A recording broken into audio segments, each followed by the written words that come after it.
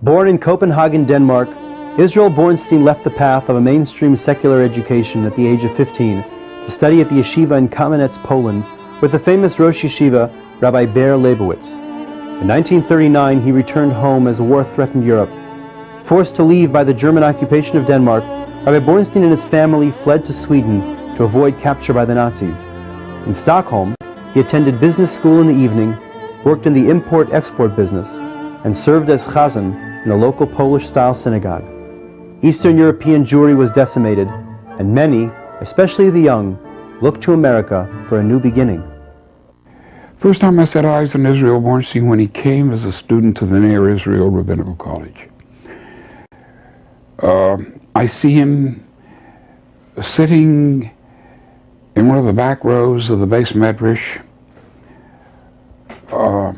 always neat and immaculate, looking into his Talmud. We needed a teacher and a chazan, and he fit the bill. He had the qualities of a chazan, and he had some real good insight into education and the teaching of children. When he came here, Joe, there was never a question in my mind that, knowing that he was ordained, I went to the board immediately and I said, Rabbi Bornstein will be my associate.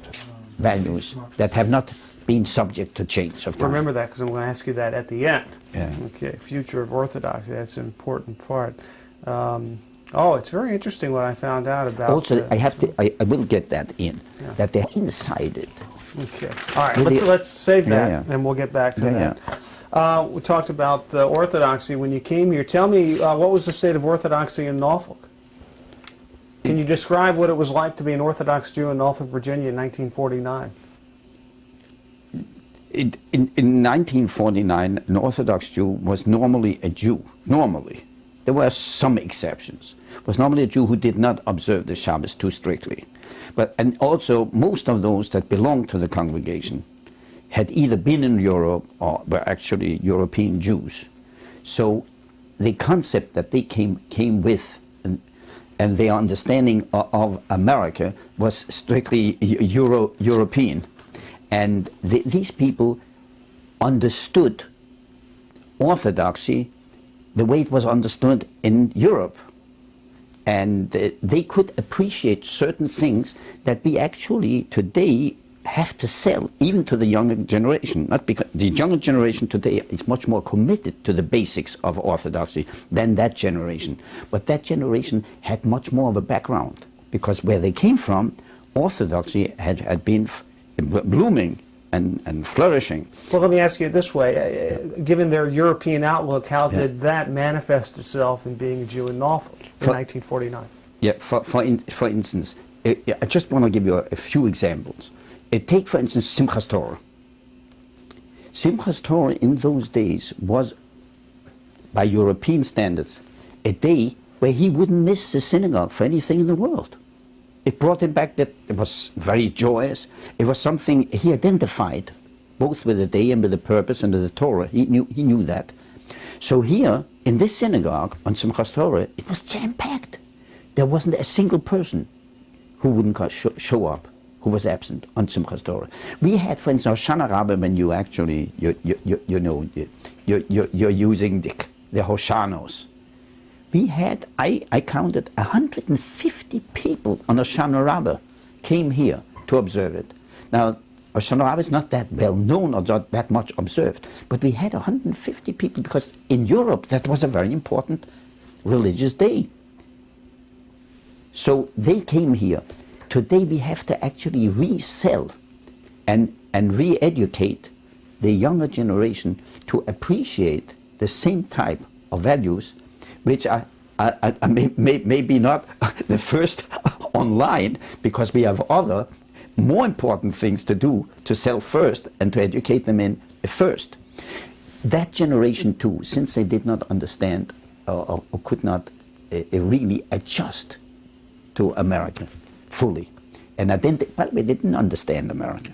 America was a place that was in contradistinction to the Europe that they had left, but they had had hardships and persecution, and really had been too much subjected to upheavals. So America was a kind of a paradise in terms of freedom and in terms of actually also of making a living, which is not a small thing. However, they did not understand that they would have to take their Judaism and somehow incorporate it and integrate it with the secular climate that they found here. They were unable to digest that and to make that a kind of a combination, to live as fully as a Jew in secular and cultural America of the time. So their children sensed that their parents were not really proud of being that kind of people, because they were not that much integrated, they were not that much a part of general life.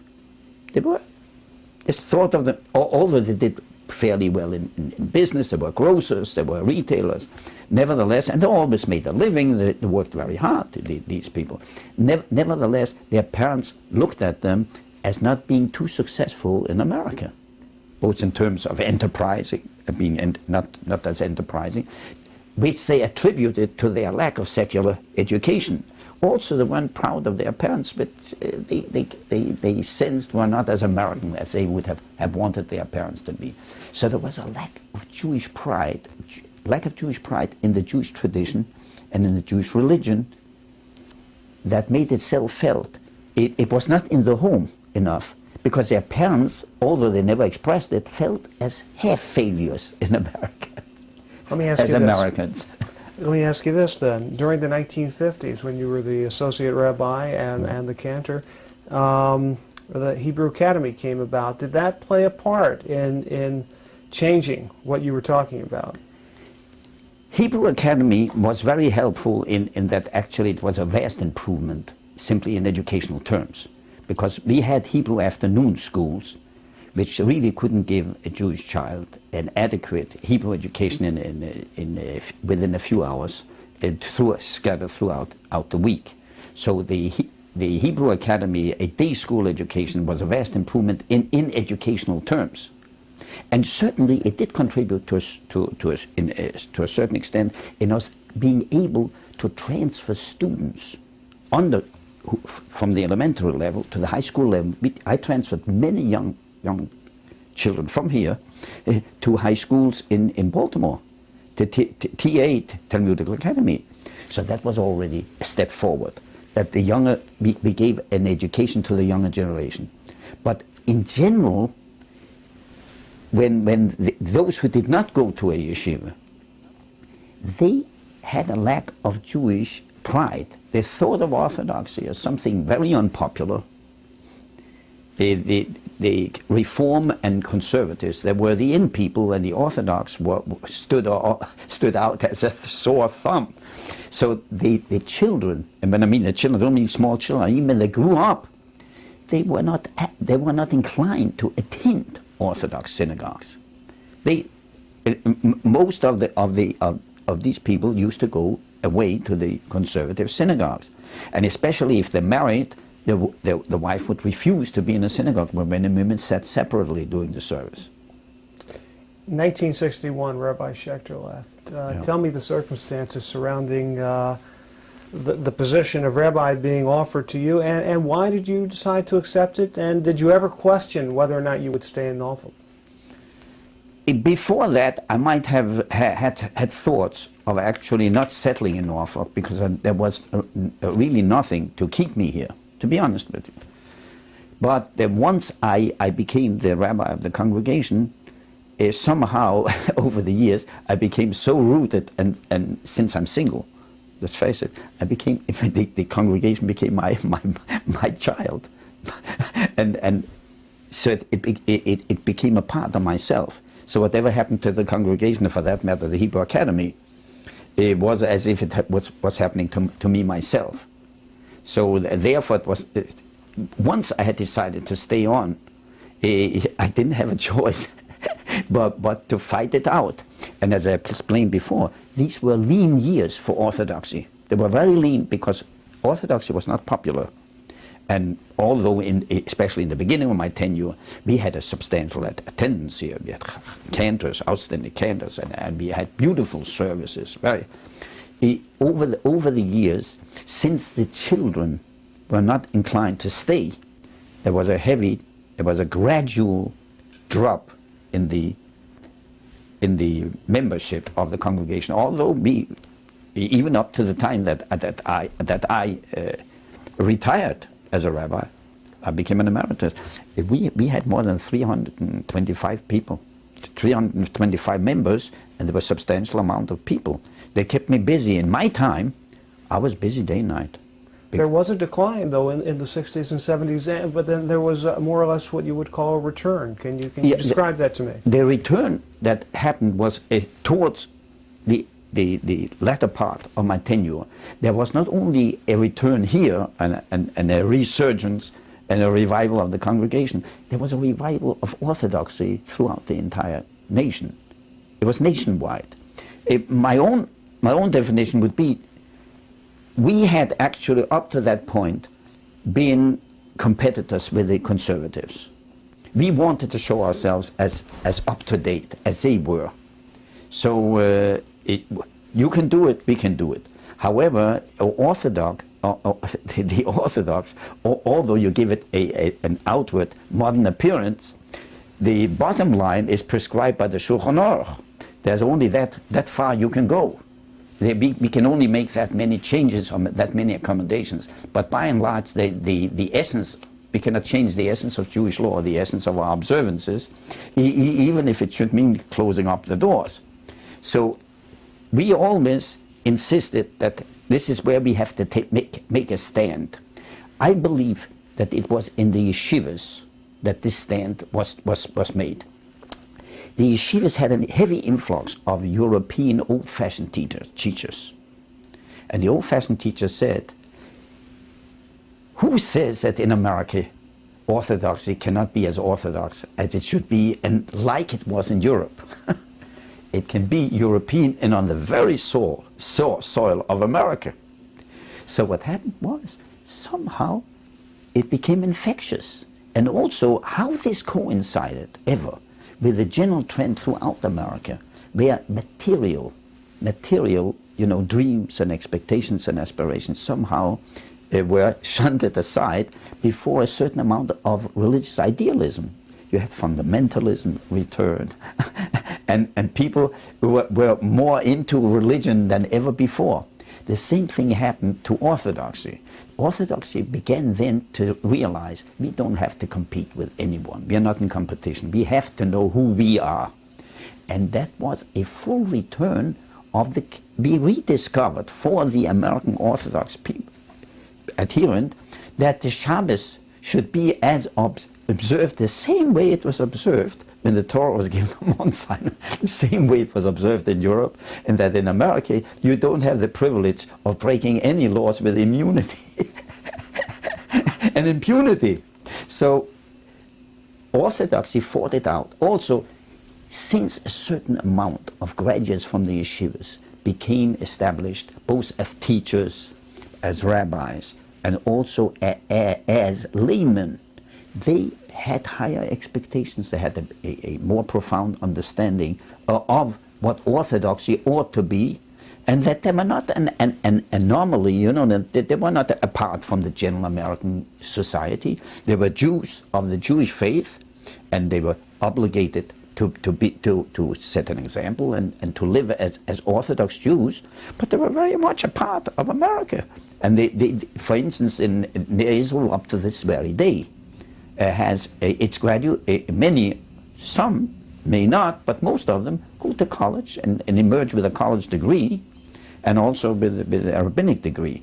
But you see, since then, not only it did broadly and generally Orthodoxy, it taken an upward step up. Actually, the education in yeshivas changed too. Whereas before, yeshivas trained rabbis and scholars to become rabbis, which the Rosh Yeshivas, the head of yeshivas, didn't like, because you should not be a professional religious person. You should be a religious person because you want to be, and because your religion prescribes it, and then you're close to God. But so to be paid for it, by the way, according to the Talmud, is very unworthy. But most of the graduates became graduates because they went into education, or rabbis because they took a rabbinic position. There was a change. The kollel came into existence, the postgraduate school. And the postgraduates, they studied for the sake of studying. Now since they studied for the sake of studying, they were much more imbued with an ideal spirit of going out and doing something. And when they planted all these people out in the field, in the open fields around nationally, even in small communities, they had a great impact. And Orthodoxy then changed. The change in Orthodoxy made Orthodoxy really stand for something, not as opposed to something else, but simply because we were standing for the real thing, for the real McCoy. And by the way, today Orthodoxy is respected because those that want to go the whole way, they have a home. Because that's what Orthodoxy stands for. Not that Orthodoxy doesn't welcome everyone. We welcome everyone. But the ideal is for 100%, although we have 80% and 50%. Let me talk about something that's sad, but I do want to get into it. Talk about Rabbi Golda and a little bit about your relationship with him, and yeah. For something spiritual too. It's not just religion, or even some are looking for real observance, some are looking for real scholarship, and some are looking for a spiritual experience. They feel that they can have all that within Orthodoxy. So Orthodox has a very profound appeal, especially to people who have a spiritual urge or sense. By the way, the spiritual sense is universal, religion and God. This is what makes us all, is a common denominator of all mankind. So in its search, people who are on a genuine search for spirituality feel that they can get that in Orthodoxy, which is not looking for accommodations, but offers a path that can be pursued and explored, and people like to do that. Let's talk about Rabbi Golda. Tell me a little bit about when you first met him and your relationship with him here. When I met Rabbi Golda, he was... Let's start over. Just wait till I finish, and go ahead and tell me about meeting him and your relationship. Yeah. When I met Rabbi Golda, he was actually, this was his first rabbinic post. I think he was 22 at the time, and he came here with Tove. When they came here, we thought more of them, as I said, at the sad occasion of his commemoration, that we thought of them more of him and her as an adoption at the time than anything else. But he was a very brilliant young scholar, and he was very eager and very dramatic, and she was very lovely and very brilliant. And maybe he was a little suspicious of me in the beginning. I mean, this is one of the problems of an emeritus, that if you stay around and it's just become your community and you're still with the congregation, you have to be careful not to get in the way of who is here. Let them do their own thing and don't refer to the olden times, it was this way or that way. They are entitled to leave their own mark and to do their own thing the way they see it and understand it. So I tried to stay away from him. He may not have viewed me initially as a friend. By the way, his brother David told it to me. But it turned out that in the end he found in me a friend. I never crossed him. I never said any word in any way, even if he made the worst blunders in the world. I never said a word because I didn't want him to feel that. Hold on a second. It changed because when he had... Start over and give me a chance to finish and then wait a half a second. All right. How did that change? Wait, this relationship with Rabbi Golda change. It changed when he began having certain problems and he came to me to ask. I never offered advice without having been asked. But when he asked me, I gave him advice. And he found over time that I stood by him whenever he had a rocky road ahead, and that also that the advice I gave him normally would be sound. So he felt he had a good friend in me, and that made me feel wonderful, because at that stage, you know, he became almost like a son. He was a lovely person, and he was very brilliant, and had shown great promise. So, and by the way, I got to love his children. How did he handle being sick and his mortality? It was shocking, I guess, but he handled this as a trooper. He was a very believing person, and he believed that if God had ordained that, he would accept it. It was very difficult for him and for her. Let's talk about Rabbi Friedman for a minute. He's been here only 6 months, but he seems to have gathered, to me, seems to have gathered a following already, and a lot of respect. What is his challenge in leading the synagogue now into the future? I think that Rabbi Friedman comes very well equipped to handle the Orthodox synagogue in the time that we are in, because he has been in a youth organization, and he understands the modern young American's mind, what makes them tick, and he has an immediate appeal. He comes across very direct. For instance, with me, while it took a while for me and Rabbi Golda to establish a good, mutually trusting relationship, with him it was the first day he came, from the first day on. He was very open, very candid, and he is very direct, and I think he will lead the congregation to great things in the future. Do you feel good about the future of Orthodoxy here in Norfolk? Oh yes, there is a great potential. He came here because he believed there is a potential, and there is a potential. There's no doubt. Where did you see it? The entire context, the entire texture of the synagogue has changed. If you look at the synagogue on Shabbos, you will see that there has been a change.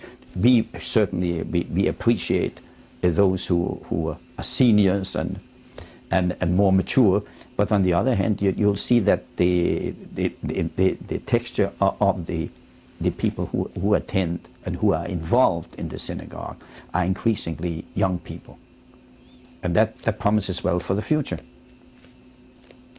Okay. I just want to make sure I covered everything. Not in order. It goes back, I think, to probably the middle of the time you were here, and we might have broached it somewhat. But I do want to talk a little bit. Why do you think that there is a love affair here? I've talked to a lot of people, and they love you, Rabbi. They truly do. And I know that you love the congregation. You've made that plain. Why has that lasted when there seems to be so much divorce in society today? You're still here, and there seems to be this great bond that continues. I would say it's unfortunate that Rabbi Golda took ill, which actually somehow caused me to be recycled. And so my involvement here somehow has made me more of a part of the congregation at a stage where actually I was supposed to stand on the sidelines, have a good time. Okay. All right. I think we have everything we need. That's good. All right. Did you get the Hebrew Academy? Yes, we did. We got it. We did. Yeah. All right.